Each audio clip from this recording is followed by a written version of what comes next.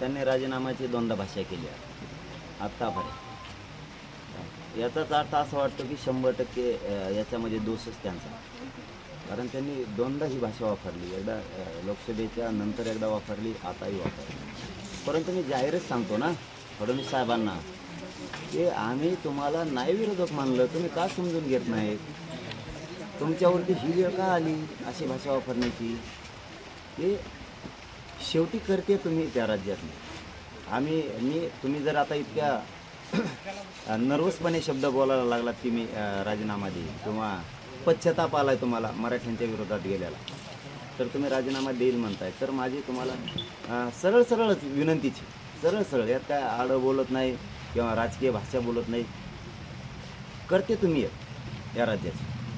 तुम्ही मराठ्यांचं आरक्षण रोखलं आहे हे सत्य आहे, तुम्ही ते द्या ना. सगळ्या स्वारीची अंमलबजावणी तुम्ही रोखली, हे नाकारून तुम्हाला नाही चालणार. तुम्ही काही म्हणले तरी पण तुम्हाला मराठा आणि कुणबी एकाचे 83 क्रमांकाला ओबीसीच्या यादीत तुम्हाला हे नाकारून नाही चालणार. हैदराबादचं गॅजेट तुम्हाला आज 12 महिने झाले सापडत नाही, उद्या 29 तारखेला 12 महिने होते. फडणवीस साहेब तुम्हाला हे नाकारून कसं चालणार आहे?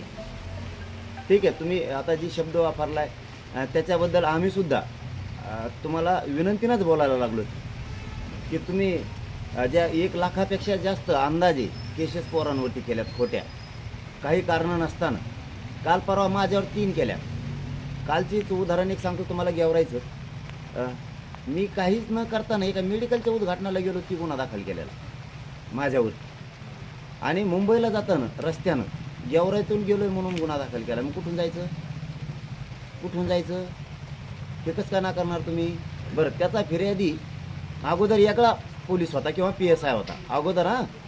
फडणवीस साहेब तुम्हाला सांगतोय मी, अगोदर वेगळा होता. अचानक 2-4 दिवसात मराठ्याच्या PSIची सही घेतली त्याच्यावर, म्हणजे फिर्यादी त्याला केलं. हे कळतं पालकमंत्री काय करताय, देवेंद्र फडणवीस काय करतायत. माझी सरळ भावना आहे. त्यापेक्षा तुम्हाला हैदराबादचं गॅजेट सापडत नाही का? तुम्हाला सातारा संस्थांचं सापडत नाही का? तुम्हाला बॉम्बे गव्हर्नमेंटचं सापडत नाही का? मराठा आणि कुणबी एकच याचे किती पुरावे द्यायचे?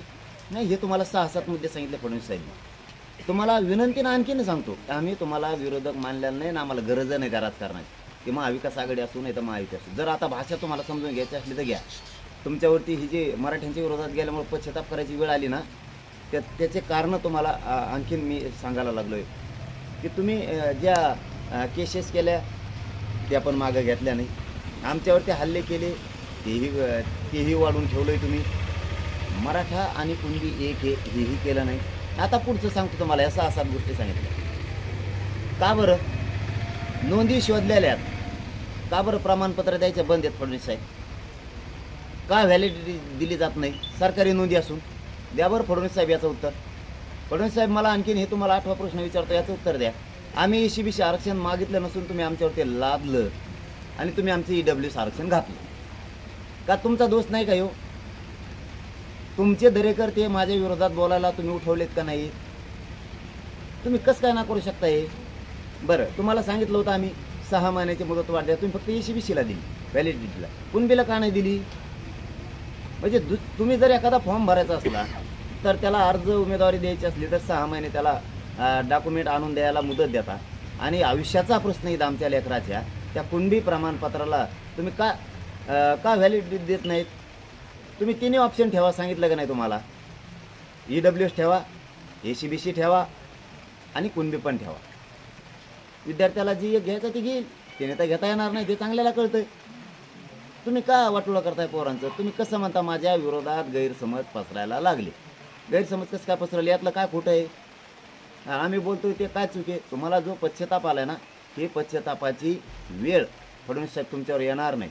मी राजकीय शब्द बोलत नाही, तुम्हाला हात जोडून सांगतो. चला, हे शब्दच मी कोणाला वापरीत नाही. तुम्ही आणखीन तरी मराठ्यांचा द्वेष सोडून द्या. तुम्ही मराठ्यांचं जितकं वाटोळं होईल ते पावलं या छगन भुजबळचं ऐकून उचलू नका. तुम्ही सगळ्यात जास्त छगन भुजबळचं ऐकलं. छगन भुजबळला तुम्ही ताकद दिली. तुम्ही आमच्या विरोधात आंदोलन उभा करायला लावलेत फडणवीस साहेब, तुम्ही स्वतः. या छगन भुजबळला तुम्ही ओबीसीचे नेते गोळा करायला लावले. फडणवीस साहेब कसं नाकारता तुम्ही? मी हात जोडून विनंती म्हणतोय तुम्हाला, तुम्ही हे कारण केलेत तुम्हाला हात जोडून सांगतो, तुम्ही मराठी अंगावर घेऊ नका, मराठ्यांची नाराजी अंगावर घेऊ नका. भाजपमधल्या गोरगरीब मराठ्यांना सुद्धा वाटतंय फडणवीस साहेब लेकराचं कल्याण व्हावं.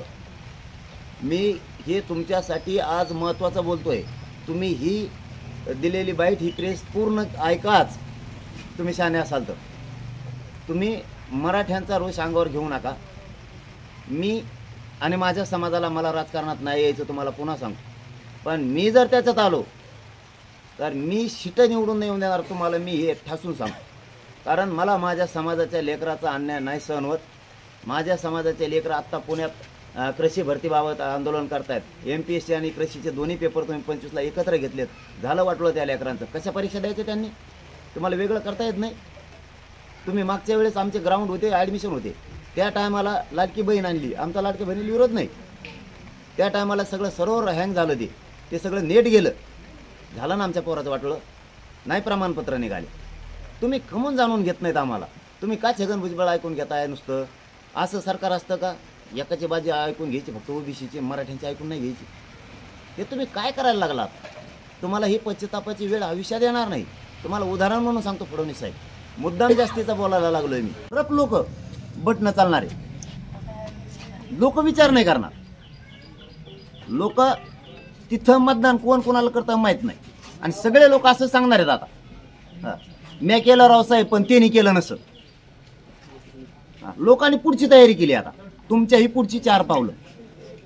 माझी तुम्हाला शेवटची विनंती, तुम्हाला मराठ्यांच्या विरोधात गेल्यामुळं पुढचा पश्चाताप जर टाळायचा असला, मी आणखीन प्रामाणिक सांगतो आणि अंतरवालीच्या या पवित्र मंडपातून सांगतो, मला राजकारणात जायचं नाही.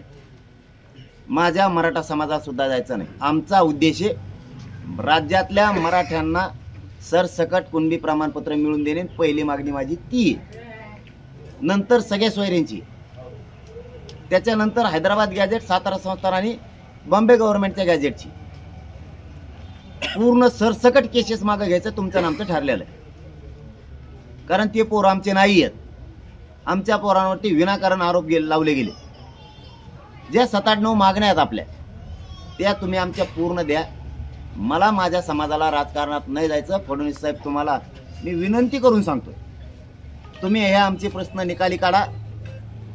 त्या छगन भुजबळचं ऐकून माझ्या मराठ्यांच्या पोरांवरती, गोरगरिबांवरती, शेतकऱ्यांवरती तुम्ही अन्याय करू नका.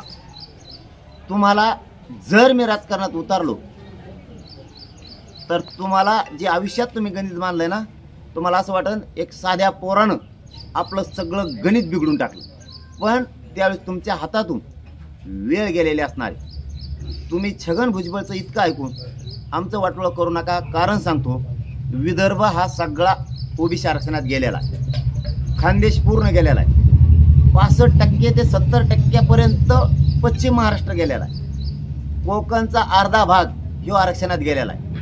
मराठवाडा आणि पश्चिम महाराष्ट्रातले काही जिल्हे फक्त राहिलेले, त्याच्यात बी आता नोंदी सापडलेल्या आहेत. म्हणजे खूप लांबपर्यंत आता हे ओबीसी आरक्षणात मराठी गेलेले.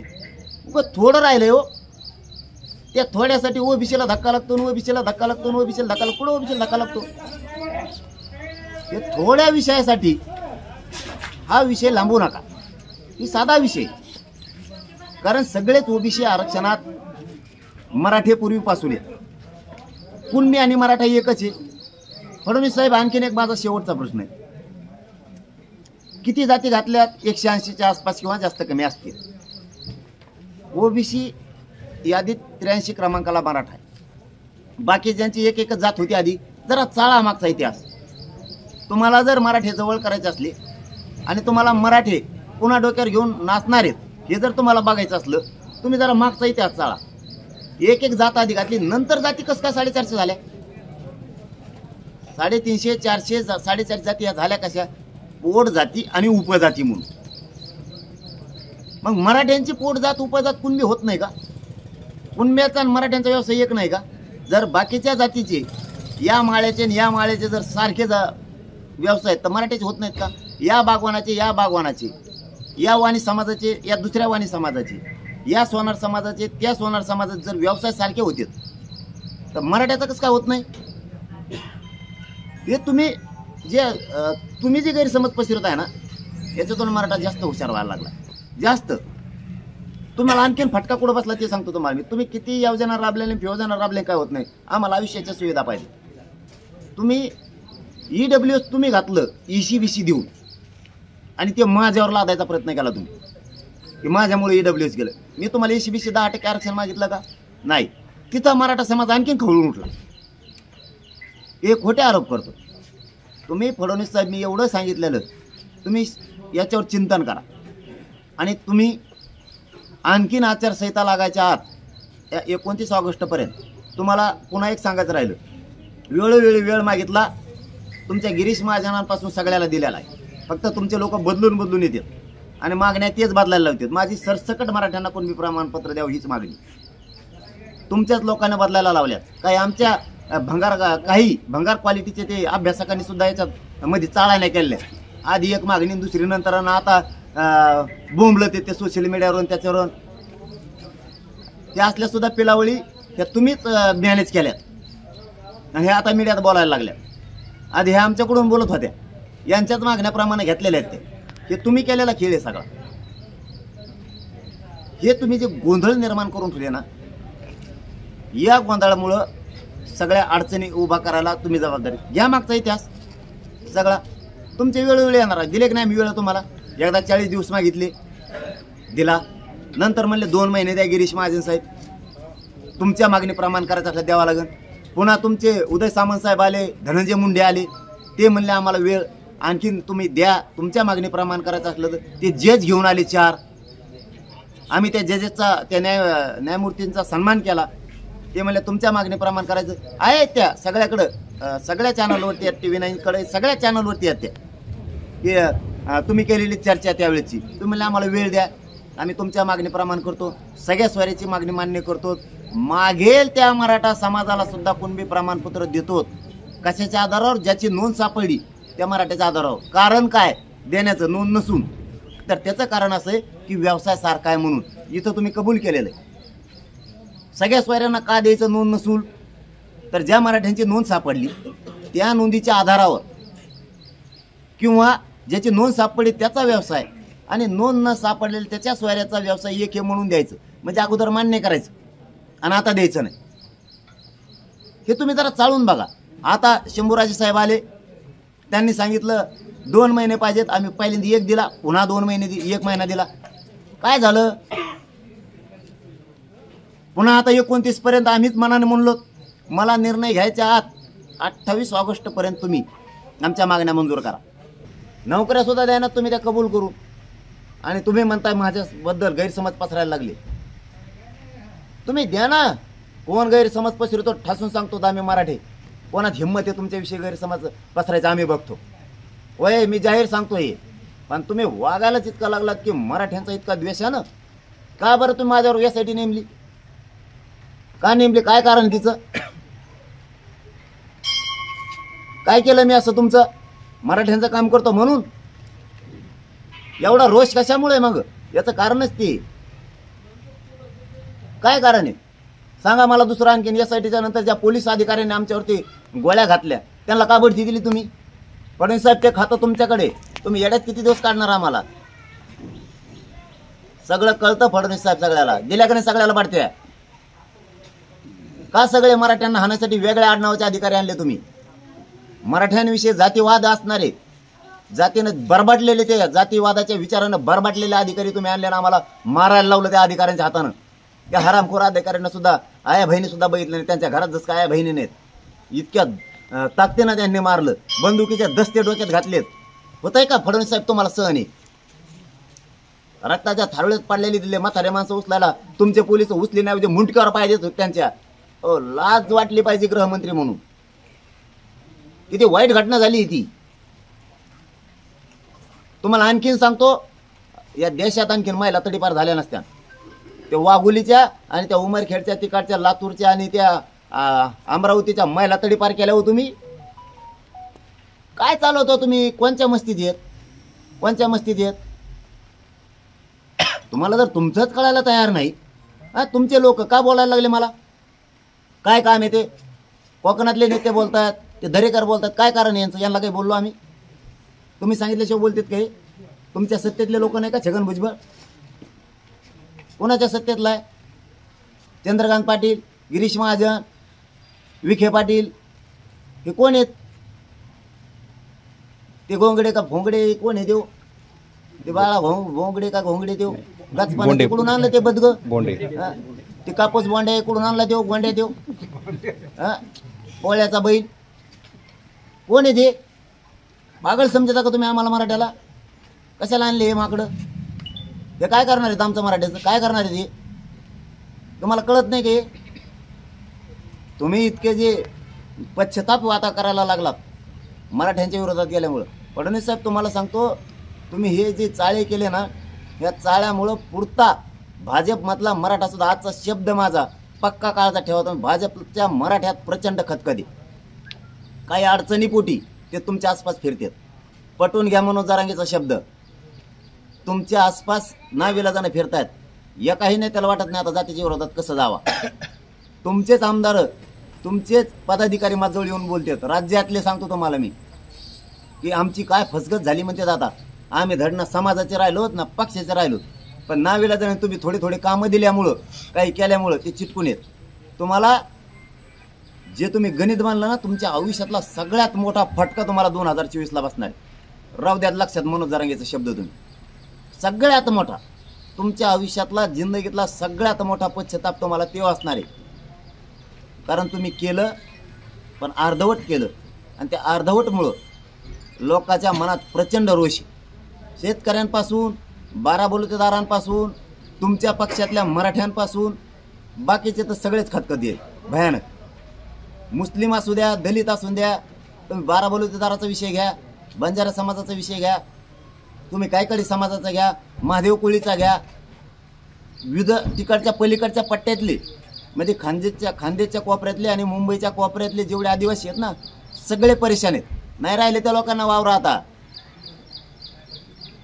त्यांना कोणतं आरक्षण खाऊन देताय तुम्ही? आदिवासींचे काय प्रश्न सोडले? आजच दऱ्याखोऱ्यात कष्ट करतोय देव. तुम्ही मतदानापुरतं तुम्ही घेणार का लोकांचा? तुम्हाला जाणीव नाही का लोकांच्या प्रश्नाची, अस्मितेची, त्यांच्या भविष्याची? तुम्हाला फक्त तुमच्याच गरजा भागायचं का? दैनंदिन गरजा सत्तेत येऊन पद भोगून तुम्हाला काहीच कळत नाही का? ज्या जनतेनं आपल्याला तिथं बसवलंय त्यांचे प्रश्न आपण मार्गी काढले पाहिजे. त्यांना धोपटलं नाही पाहिजे. तुम्ही उठले सुटले ईडी, उठलं सुटलं यासाठी. अहो त्यांनी कशी सत्ता येईल? भेटेल तर कवर भेट असतं माणूस. नरडेली उचतं. तुम्हाला ते माकडाची गोष्ट माहिती आहे ना फडणवीस साहेब? नरडेली उचतं कुणी दप्तर शेवटी पायाखाली टाकावं लागतं. शेवटी जनता आहे, आणि हा शेतकरी आहे या राज्यातला, हा मराठा समाज आहे. शेवटी सहन होईल तोवर होईल. लोक शेवटी विचार करणार आहेत, सरकारला काय गोळ्या घालायच्यात घालून दी, काय केसेस करायच्यात करू दी, देवेंद्र फडणवीसला काय दादागिरी करायची करू दी, देवेंद्र फडणवीसला काय मराठ्यांचे आमदार अंगावर घालायचे घालू दी, पण निवडणुकीत त्याला पाडायचं. त्याचं कारण सांगतो तुम्हाला मी. आता मराठ्यांनी सरळ ठरलं, आता तुमच्या पक्षातल्या शिक्षकांनी, व्यावसायिकांनी, डॉक्टर, वकिलांनी, हमाली करणाऱ्यांनी, रिक्षा चालवणाऱ्यांनी, मुंबईत कंपन्यात काम करणाऱ्यांनी, शेतकऱ्यांनी ठरवलंय इथं किती दबाव आणला त्यांनी. आता रॅलीला जाऊ नको, सभेला जाऊ नको, मतसंघ फिरू नको, मतदानाला जाताना गुप्त मतदान. एबीपी माझा, उघडा डोळे बघा नीट.